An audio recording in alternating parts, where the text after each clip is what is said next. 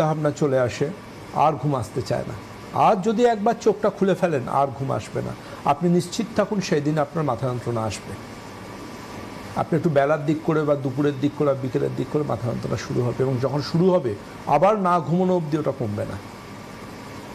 সুতরাং অনিদ্রা বা ঘুম কিন্তু জানবেন মাথার যন্ত্রণার ভীষণ গুরুত্বপূর্ণ একটা কারণ। সব কিছু ডাক্তারবাবুদের ওষুধে কমবে না। আপনি জানবেন যে অসুখের কারণ আপনি আপনাকে নিজে সেই কারণটাকে বদলাতে হবে। যদি টেনশন আপনার মাথা যন্ত্রণার কারণ হয়, স্ট্রেস আপনার মাথার যন্ত্রণার কারণ হয়, অ্যাংজাইটি আপনার মাথা যন্ত্রণার কারণ হয়, চেঁচিয়ে কথা বলছেন, দাম্পত্য কলহ, চেঁচিয়ে চিৎকার করে কথা বলছেন, দেখবেন কিছু খুব ভুলভাল মানুষজন হন, তারা ভুলে যান যে তারা দুজনের কেউ কালা নন, অথচ তারা যখন ঝগড়া করছেন প্রচণ্ড চিৎকার করে ঝগড়া করছেন। তারা কনফিডেন্ট যে আমার কথা শুনতে পাচ্ছে না এবং আমি ওর কথা শুনতে পাচ্ছি না। আমাদের টার্গেট হবে কে কত জোরে কথা বলছে, উল্টো দিকে মানুষটা তার কথাটাকে ওভারল্যাপ করে কথাটাকে বলতে পারে, একজন আরেকজনের গলাটাকে ঢাকবার জন্য।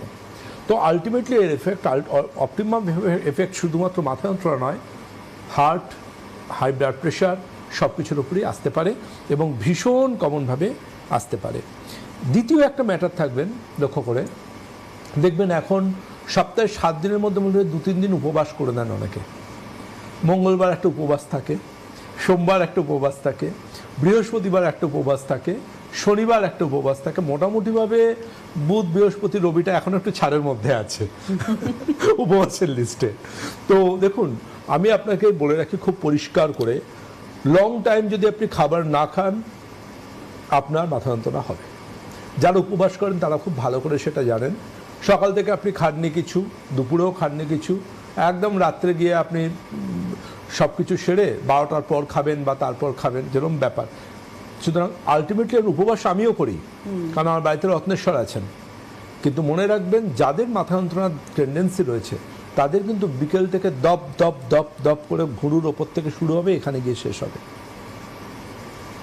আবার লক্ষ্য করবেন মাথার পেছন দিকে একটা ব্যথা হয়, ওটাকে বলে স্ট্রেস রিলেটেড পেন।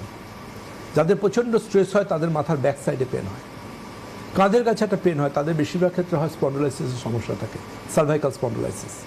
আসবো আলোচনায়, কেউ আছেন? নমস্কার।